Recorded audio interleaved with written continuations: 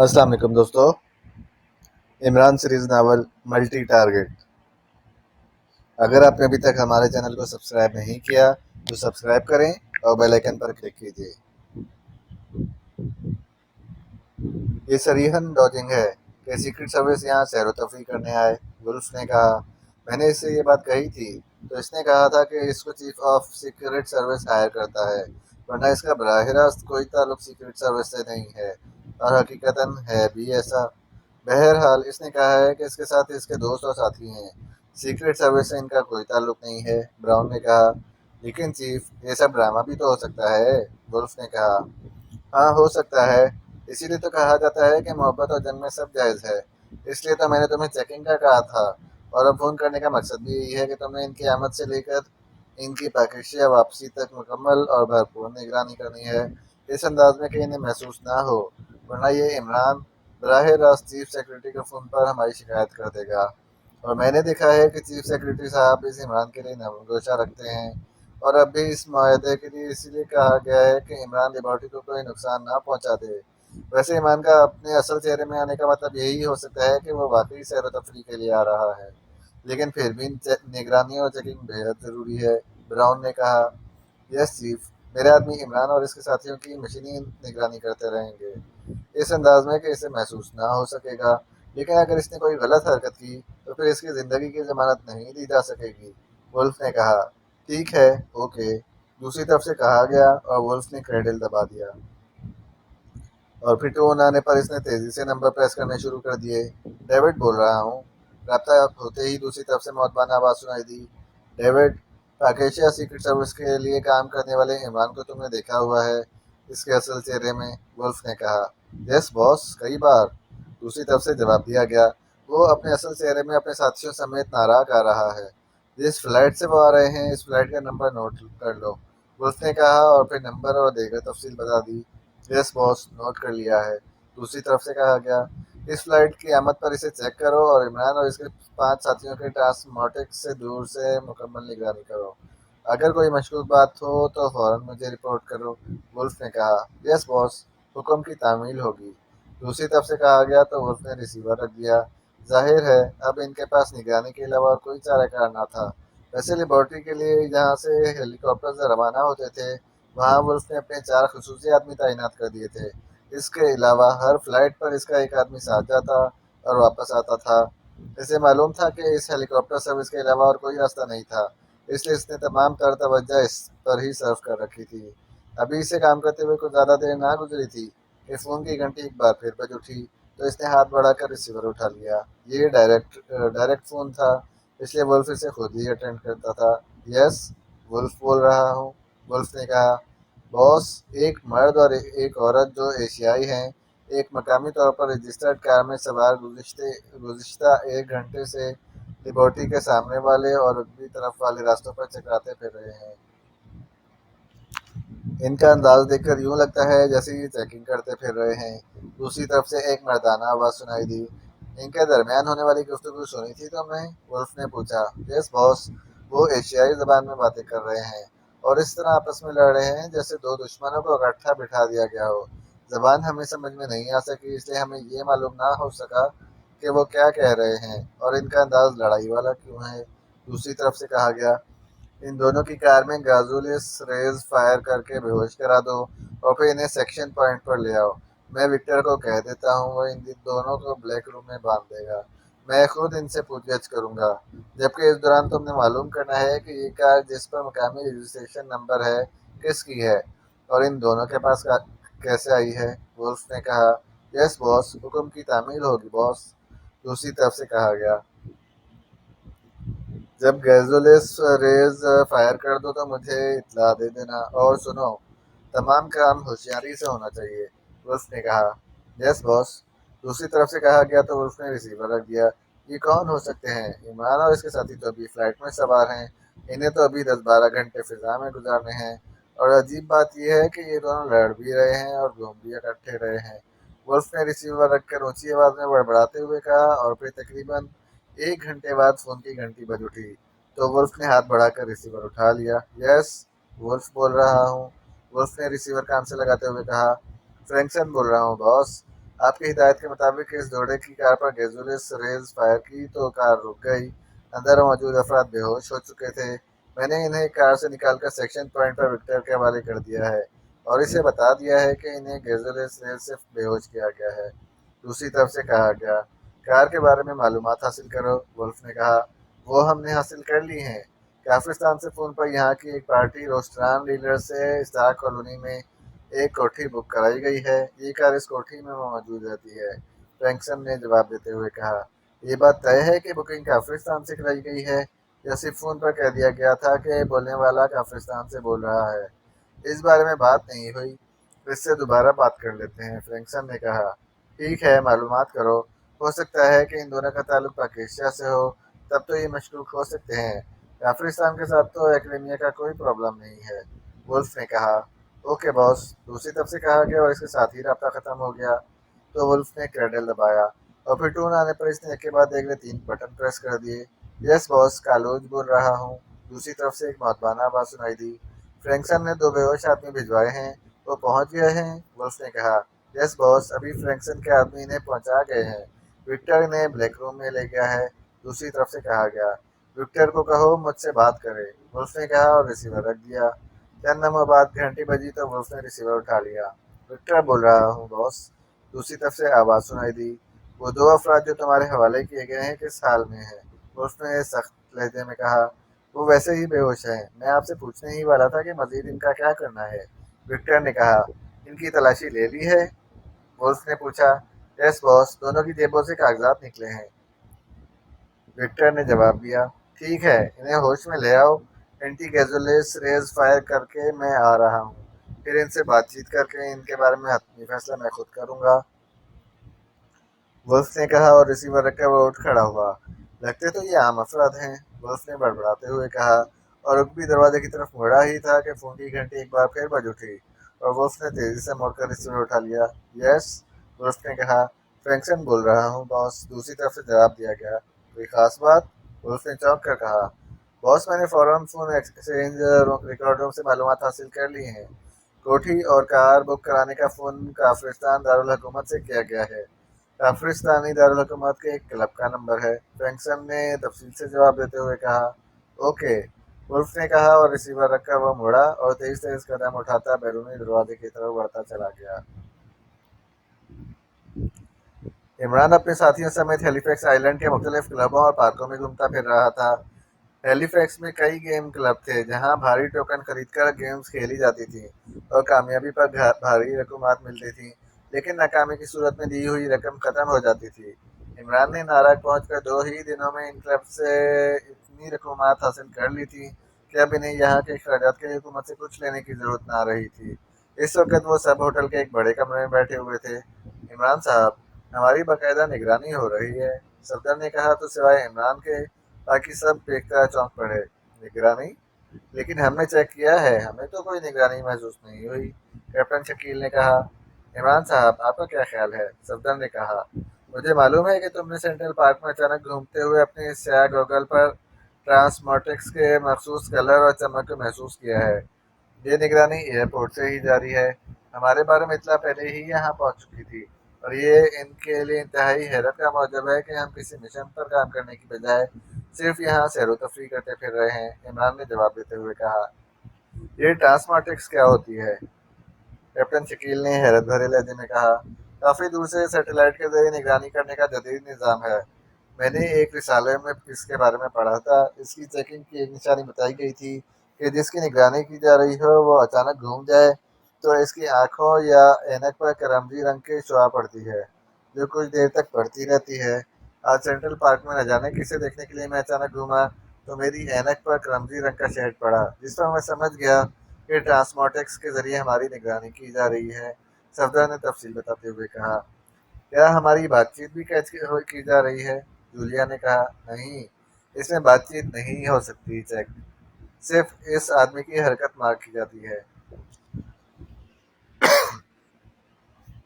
عمران نے جواب دیتے ہوئے کہا۔ بہت سیر و تفریح ہو چکی ہے، اب ہمیں واپس جانا چاہیے، جولیا نے کہا۔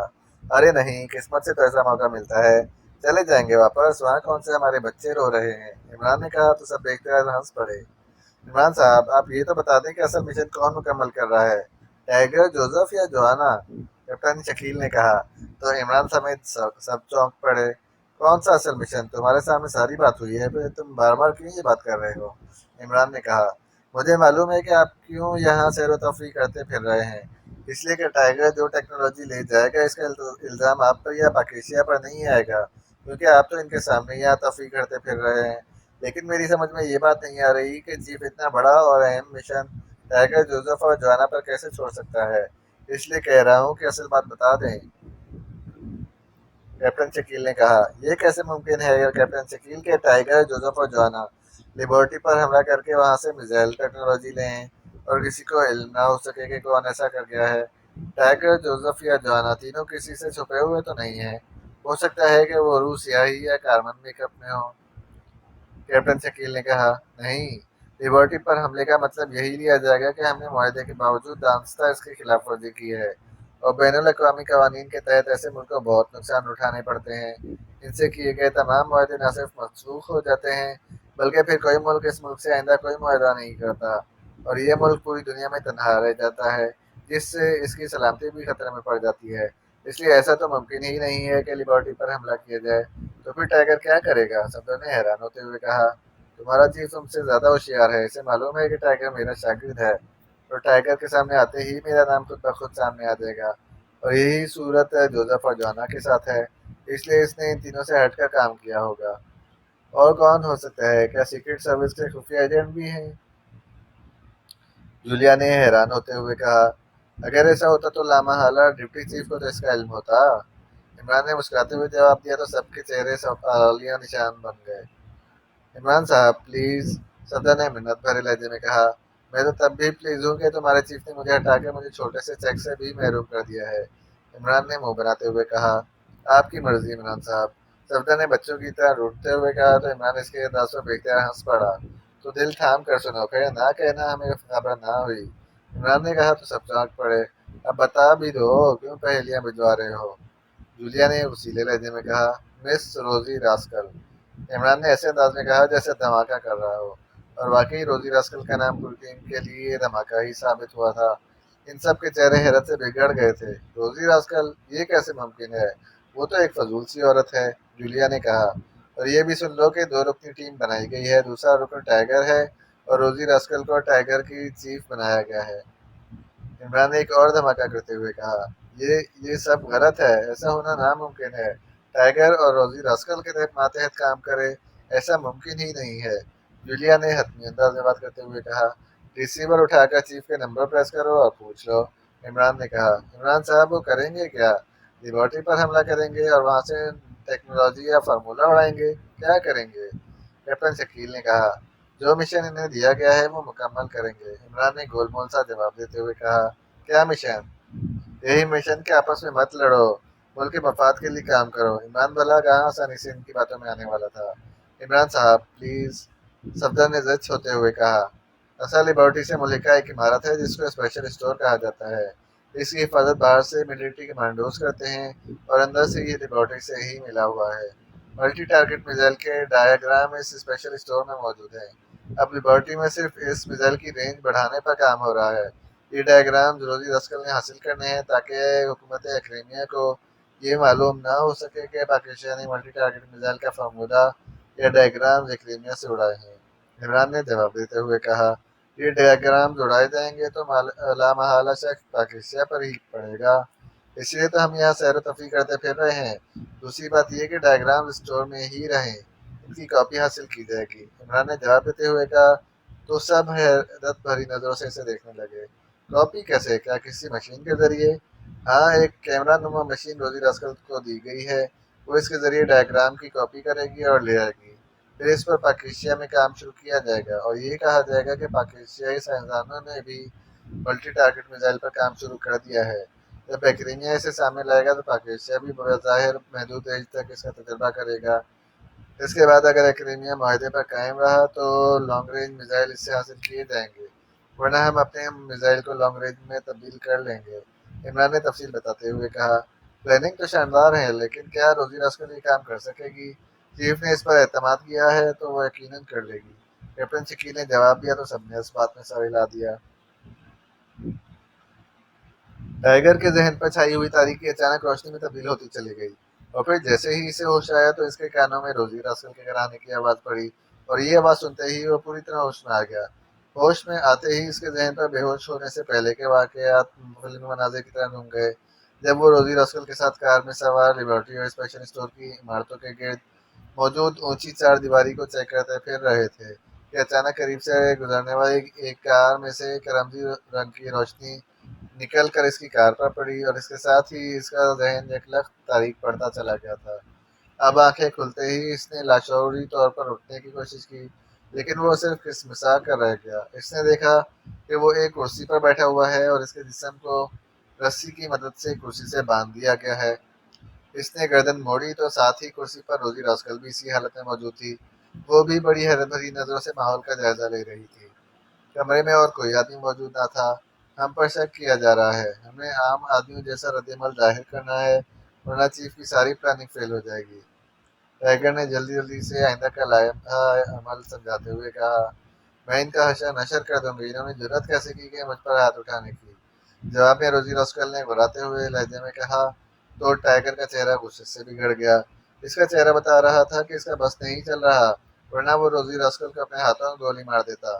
फिर इससे पहले कि टाइगर कुछ कहता, इस बड़े कमरे का दरवाजा खुला और एक लंबा तड़ंगा आदमी जिसके दोनों हाथों में पानी की बोतलें थी अंदर दाखिल हुआ। तुम्हें होश आ गया? मैं तुम्हारे लिए पानी लेने गया था। इत्तेफाक से अलमारी में पानी की बोतलें ना रखी गई थी, खाने वाले ने कहा, और इसके साथ ही इसने आगे बढ़कर एक बोतल का ढक्कन हटाया और इसे रोजी रस्कल के मुंह से लगा दिया। रोजी रस्कल ने किसी प्याले से ऊँट की तरह पानी पीना शुरू कर दिया। टाइगर को खुद भी शदीद प्यास महसूस हो रही थी। तुम्हें रेस से बेहोश कर दिया गया था, इसलिए तुम्हारे जिस्म में पानी की शदीद कमी हो गई थी, इस आदमी ने बोतल खाली होने पर हटाते हुए कहा, और फिर दूसरी बोतल खोलकर इसने टाइगर के मुंह से लगा दी। तुम कौन हो, हम कहाँ हैं, और किसने हम पर हाथ उठाने की जरूरत की है? रोजी रस्कल ने वसीले लहजे में कहा। तो टाइगर को पानी पिलाने वाला आदमी इस तरह हंस पड़ा जैसे बड़े बच्चों की बातों पर हंस पड़ते हैं। मेरा नाम विक्टर है और मैं इस टॉर्चिंग रूम का इंचार्ज हूँ। इसे ब्लैक रूम कहा जाता है। तुम इस वक्त एक्रीमिया की सबसे ताकतवर और बासर ब्लैक एजेंसी के सेक्शन स्पॉट में हो। तुम लेबोरेटरी के गिर्द मशकूक अंदाज में चक्कर काट रहे थे और साथ साथ आपस में लड़ रहे थे। वो काफिरिस्तानी जबान बोलने की वजह से तुम्हारी बातें किसी की समझ में ना आ सकी, लेकिन तुम्हें मशकूक समझकर तुम्हें बेहोश करके यहाँ लाया गया है। अब सेक्शन चीफ वुल्फ खुद यहाँ आ रहे हैं और तुम्हारे बारे में फैसला करेंगे कि तुम्हें गोली मार दी जाए या आज़ाद कर दिया जाए। विक्टर ने बोतल हटाते हुए कहा। इसी लम्हे दरवाज़ा खुला और एक लंबे कद लेकिन वर्जिशी जिस्म का आदमी अंदर दाखिल हुआ। तो अपने अंदाज से ही कोई फाइटर दिखाई दे रहा था। क्या हो रहा है विक्टर? आने वाले ने कहा। चीफ इन्हें पानी पिला रहा था, वरना ये हलाक हो जाते। विक्टर ने मौतबादा लहजे में जवाब देते हुए कहा, इन्हें बांधा भी हुआ है या नहीं? आने वाला, जो यकीनन सेक्शन चीफ वुल्फ था, इसने करीब आते हुए कहा, यस चीफ, रस्सी से बांधा गया है। अगर आप हुक्म दें तो रॉड में जकड़ दूं? पहले बात कर लें फिर फैसला करेंगे। हाँ, तो कौन हो तुम लोग? क्या नाम है तुम्हारे? वुल्फ ने सामने बैठे हुए टाइगर और रोजी रस्कल से मुखातिब होकर कहा, मैं तुम्हारी माँ हूँ और ये तुम्हारा बाप। सुना तुमने? अब बोलो, तुम जैसे लानती को क्या कहूँ जिसने अपने माँ बाप को इस तरह बांध रखा है? रोजी रस्कल ने चीखते हुए कहा। तो वुल्फ ने इसके हुक्म में खड़े विक्टर दोनों के चेहरे बिगड़ते चले गए। विक्टर, इस औरत के मुंह पर टेप लगा दो, ये वाकई पागलपन की हद तक अहमक है। वुल्फ ने चीखते हुए लहजे में कहा, तुम मुझे पागल कह रहे हो? मुझे? रोजी को? तुम्हारी ये जुर्रत? तुम नहीं जानते मैं कौन हूँ? मैं इंटरनेशनल टूल बिजनेस कॉरपोरेशन काफिस्तान की बिजनेस डायरेक्टर हूँ, समझे? रोजी रॉस्कल ने इंतहाई गुस्सीले लहजे में कहा, लेकिन टाइगर इसके इस अंदाज के साथ साथ इसकी दानिशमंदी पर हैरान हो गया कि इस कदर गुस्से में बोलते हुए भी रोजी ने ना ही लफ्ज रॉस्कल कहा और फड़ काफिस्तान और बिजनेस का पूरा नाम ले दिया। लेकिन इससे पहले कि मजीद कोई बात होती, विक्टर अलमारी से टेप निकाल लाया और इसने लाकर बंधी हुई रोजी रॉस्कल के मुंह पर टेप लगा दिया, और रोजी रॉस्कल सर मारती रह गई, लेकिन इसकी आवाज़ टेप की वजह से बाहर ना आ रही थी। हाँ, अब तुम बताओ, तुम कौन हो और ये औरत कौन है? मेरा नाम गोपाल है और ये मेरी बीवी रोजी है। हम दोनों का ताल्लुक काफिरिस्तान से है। हम वहाँ इंटरनेशनल टूल बिजनेस कॉरपोरेशन के डायरेक्टर्स हैं। हम दोनों सियाहत की गर्ज से हैलीफैक्स आए हैं لیکن تم کون ہو؟ تم نے ہمیں بے ہوش کیوں کیا؟ اور اب اس طرح باندھ کیوں رکھا ہے؟ کیا ایکریمیا میں اب ٹورسٹ سے ایسا سلوک ہونے لگ گیا ہے؟ تم لیبارٹری کے گرد چکر کیوں لگا رہے تھے؟ لیبارٹری؟ کیسی لیبارٹری؟ وہاں ایک اونچی فصیل نما دیواریں تھیں اور مورچے تھے۔ مجھے ایک آدمی نے بتایا تھا کہ ان دیواروں میں کوئی دروازہ نہیں ہے۔ میں نے یہ بات اپنی بیوی سے کہی تو وہ مجھے احمق کہنے لگی۔ وہ ذرا گرم دماغ ہے ورنہ ہے اچھی بیوی۔ بہرحال ہمارے درمیان شرط لگ گئی۔ ہم نے دو تین چکر لگائے لیکن واقعی اس دیوار میں کوئی دروازہ یا راستہ نہیں تھا۔ پھر اچانک روشنی سی ہماری کار پر پڑی اور ہم بے ہوش ہو گئے۔ تم ہمارے کاغذات چیک کر لو، چاہے انہیں کافرستان سے چیک کرا لو، ٹائیگر نے جواب دیتے ہوئے کہا۔ اب تم دونوں چونکہ یہاں آ گئے ہو اس لیے اب تم زندہ تو کسی صورت واپس نہیں جا سکتے۔ یہ عورت اگر احمق نہ ہوتی تو میں تم دونوں کو زندہ چھوڑ دیتا، لیکن مجھے یقین ہے کہ اس نے واپس جا کے میرے بارے میں بکواس کرنی ہے، اس لیے تم دونوں کو موت زیادہ بہتر ہے۔ وکٹر، میں جا رہا ہوں۔ ان دونوں کو ہلاک کر کے ان کی لاشیں برقی بھٹی میں ڈال کر جلا دینا تاکہ ٹورزم ڈپارٹمنٹ بھی مطمئن رہے،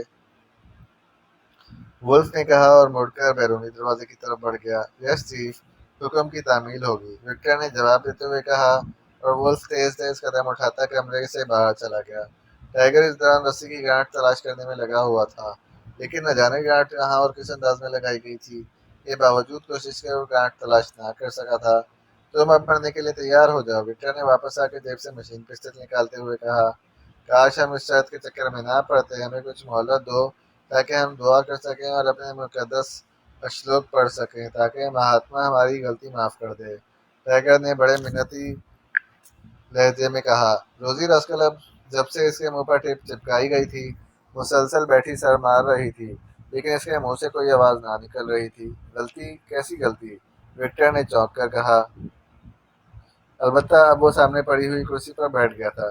یہی راستہ تلاش کرنے والی، اب تم خود بتاؤ کہ ہمیں اس کا کیا فائدہ ہوتا ہے؟ راستہ تب بھی نہیں ہے، تب بھی نہیں ہے اور اب بھی نہیں ہے، لیکن جب موت آتی ہے عقل ماری جاتی ہے، ٹائیگر نے جواب دیتے ہوئے کہا۔ راستہ تو ہے لیکن ایسا نہیں ہے جیسا تم سمجھ رہے ہو۔ کیا مطلب؟ کس قسم کا راستہ ہے؟ ٹائیگر نے بے اختیار ہو کر پوچھا۔ یہ راستہ سمندر میں سے ہے، باس ولف کو اس کا علم ہے، وہ کئی بار اس راستے سے وہاں جا چکا ہے۔ تم بھی کبھی گئے ہو اس راستے سے؟ ٹائیگر نے پوچھا، کیونکہ اب اسے رسی کی گانٹھ مل گئی تھی اور وہ اسے کھولنے میں مصروف تھا، اس لیے اسے کچھ دیر ہی چاہیے تھی۔ باتیں ختم، تم دعائیں مانگنے کی بجائے وقت ضائع کر رہے ہو، وکٹر نے یک لخت مشین پسٹل والا ہاتھ ٹائیگر کی طرف کرتے ہوئے کہا، لیکن اس سے پہلے کہ وہ ٹائیگر دباتا، روزی راسکل کسی تیز رفتار گیند کی طرح اسی سمے توڑتی ہوئی اس پر آ گری اور وکٹر چیختا ہوا ایک دھماکے سے فرش پر جا گرا تھا۔ اس کے ہاتھ میں موجود مشین پسٹل اڑتا ہوا کچھ دور جا گرا تھا۔ روزی راسکل نے وکٹر کے بعد خود بھی نیچے گرتے ہی کلا بازی کھائی اور عین اس جگہ جا گری جہاں مشین پسٹل گرا ہوا تھا۔ اس کے ساتھ ہی دھماکہ ہوا اور کمرہ اٹھتے ہوئے وکٹر کی چیخ سے گونج اٹھا۔ کرسی اب روزی راسکل کے جسم سے جدا ہو کر علیحدہ پڑی ہوئی تھی۔ اسی لمحے ٹائیگر بھی اٹھ کھڑا ہوا، وہ رسیوں کو علیحدہ کر چکا تھا۔ روزی راسکل نے اٹھتے ہی ایک ہاتھ سے اپنے منہ پر موجود ٹیپ علیحدہ کر دی۔ چلو اس ولف کے پاس چلو، روزی راسکل نے دروازے کے پاس دوڑتے ہوئے چیخ کر کہا۔ پہلے ہمیں یہاں موجود دوسرے لوگ ختم کرنے ہوں گے ورنہ ہم مارے جائیں گے۔ آؤ، ٹائیگر نے کہا اور روزی راسکل نے اس بات میں سر ہلا دیا۔ دروازے کے قریب پہنچ کر وہ دونوں رک گئے۔ ٹائیگر نے بند دروازے کو تھوڑا سا کھولا۔ باہر ایک مسلح آدمی موجود تھا، جس کے کاندھے پر مشین گن لٹکی ہوئی تھی۔ ٹائیگر نے یکلخت دروازہ کھولا تو دروازہ کھلنے کی آواز سن کر وہ آدمی بھی پلٹنے ہی لگا تھا کہ ٹائیگر نے اچھل کر اسی گردن پر ہاتھ ڈالا اور دوسرے لمحے وہ آدمی اچھل کر اندر کمرے میں جا گرا۔ اس کے منہ سے اوق کی آواز نکلی اور پھر اس کا تڑپتا ہوا جسم ایک جھٹکے سے ساکت ہو گیا۔ ٹائیگر نے اس کی گردن توڑ ڈالی تھی جبکہ روزی راسکل اس دوران کمرے سے باہر جا چکی تھی۔ ٹائیگر نے اس آدمی کی مشین گن اٹھائی، اس کا میگزین چیک کیا اور پھر دوڑتا ہوا آگے بڑھ گیا۔ اسی لمحے اسے دور سے فائرنگ کی آواز سنائی دی تو وہ اس طرف کو دوڑ پڑا۔ پھر تقریباً نصف گھنٹے کے اندر وہاں موجود 8 افراد ہلاک کیے جا چکے تھے، البتہ وہاں ولف نظر نہ آیا تھا۔ آؤ اب اس ولف سے پوچھیں کہ یہ راستہ کہاں ہے اور اس کی تفصیل کیا ہے، ٹائیگر نے روزی راسکل سے کہا۔ ہاں میں بات کروں گی، میں نے اس کی ہڈیاں توڑنی ہیں، اس نے میری توہین کی ہے، روزی راسکل نے تیز لہجے میں کہا۔ یہ ہمارے مشن کا مسئلہ ہے، اس لیے تمہیں صبر کرنا ہوگا ورنہ، ٹائیگر نے کہا۔ ورنہ کیا؟ روزی راسکل نے چونک کر کہا۔ اس کے لہجے میں غصہ تھا۔ ورنہ تو میرے ہاتھوں ماری جا سکتی ہو، ٹائیگر نے جھلائے ہوئے انداز میں کہا۔ تو خلاف معمول روزی رسکل بجائے غصہ کرنے کے الٹا ہنس پڑی۔ ہاں، اس لہجے میں بات کیا کرو، اس لہجے میں تم مرد لگتے ہو، مرد۔ روزی رسکل نے جواب دیا تو ٹائیگر اس کے مزاج کی بدلتی ہوئی کیفیات پر بے اختیار ہنس پڑا۔ براؤن اپنے آفس میں بیٹھا اپنے کام میں مصروف تھا کہ پاس پڑے ہوئے فون کی گھنٹی بج اٹھی۔ اس نے ہاتھ بڑھا کر ریسیور اٹھا لیا۔ یس، براؤن نے اپنے مخصوص انداز میں کہا۔ چیف، آپ نے ولف سے بات کرنے کے لیے کہا ہے، لیکن وہاں سے کوئی کال اٹینڈ نہیں کر رہا۔ دوسری طرف سے فون سیکرٹری کی مودبانہ آواز سنائی دی۔ کال اٹینڈ نہیں ہو رہی؟ کیوں؟ کیا مطلب؟ وہاں تو 3 4 علیحدہ علیحدہ فون کنیکشن ہیں، ایک خراب ہوگا دوسرے پر کال کرو۔ میں نے ہر نمبر پر کال کیا ہے، کسی پر کال اٹینڈ نہیں کی جا رہی۔ فون سیکرٹری نے مودبانہ لہجے میں جواب دیتے ہوئے کہا۔ ویری بیڈ، یہ کیا ہو رہا ہے؟ فرینکسن کو کال کر کے اس سے میری بات کراؤ فوراً، براؤن نے کہا اور ریسیور رکھ دیا۔ ولف نے اپنا سیکشن پوائنٹ ہیلی فیکس کے ایک فارم ہاؤس میں بنایا ہوا تھا، جبکہ فرینکسن اس کا اسسٹنٹ تھا جو فیلڈ ورک کرتا تھا، اس لیے براؤن نے فرینکسن سے بات کرنے کے لیے کہا تھا۔ کچھ دیر بعد فون کی گھنٹی بج اٹھی تو براؤن نے ایک جھٹکے سے ریسیور اٹھا لیا۔ یس، براؤن نے تیز لہجے میں کہا۔ فرینکسن سے بات کریں چیف، دوسری طرف سے کہا گیا۔ ہیلو، براؤن نے کہا۔ یس چیف، میں فرینکسن بول رہا ہوں، ہیلی فیکس سے، دوسری طرف سے مدوانہ آواز سنائی دی۔ ولف کے سیکشن پوائنٹ سے کوئی کال اٹینڈ نہیں کر رہا، کال اٹینڈ نہیں کی جا رہی، یہ کیسے ہو سکتا ہے؟ ویسے میں نے ایک مشکوک جوڑے کو پوائنٹ پر پہنچایا تھا، میں ابھی معلوم کرتا ہوں کہ کیا ہو رہا ہے۔ کیا کہہ رہے ہو؟ مشکوک جوڑا؟ کیا مطلب؟ وضاحت سے بتاؤ، براؤن نے تیز اور سخت لہجے میں کہا۔ سوری چیف، مجھے اطلاع ملی تھی کہ ایک ایشیائی جوڑا مقامی رجسٹریشن والی کار میں لیبارٹری کے 4 دیواری کے گرد چکر لگا رہا ہے، اور وہ دونوں آپس میں ساتھ ساتھ اس طرح لڑ رہے ہیں جیسے ایک دوسرے کے دشمن ہوں۔ میں بڑا حیران ہوا۔ میں نے چیف ولف کو اطلاع دی تو انہوں نے انہیں بے ہوش کر کے سیکشن پوائنٹ پر پہنچانے اور کار کے بارے میں معلومات حاصل کرنے کا حکم دیا۔ میں نے حکم کی تعمیل کی۔ ہم نے اس جوڑے کی کار پر گیزولیس ریز فائر کر کے انہیں بے ہوش کیا اور پھر سیکشن پوائنٹ پر پہنچا دیا۔ کار کے بارے میں معلوم ہوا کہ اس جوڑے نے یہاں کی ایک مقامی کمپنی کے ذریعے اسٹار کالونی میں کوٹھی بک کرائی ہے، یہ کار اس کوٹھی میں موجود تھی۔ پھر چیف ولف نے کہا کہ میں معلوم کروں کہ کال واقعی کافرستان سے کی گئی ہے یا پاکستان کے نمبروں سے، کیونکہ یہ جوڑا کافرستانی سیاح تھے۔ میں نے ریکارڈ نکلوا کر دیکھا تو کال کافرستان سے کی گئی تھی۔ میں نے چیف کو رپورٹ دی، اس کے بعد اب آپ کی کال ملی ہے، فرینکسن نے تفصیل اور وضاحت سے بات کرتے ہوئے کہا۔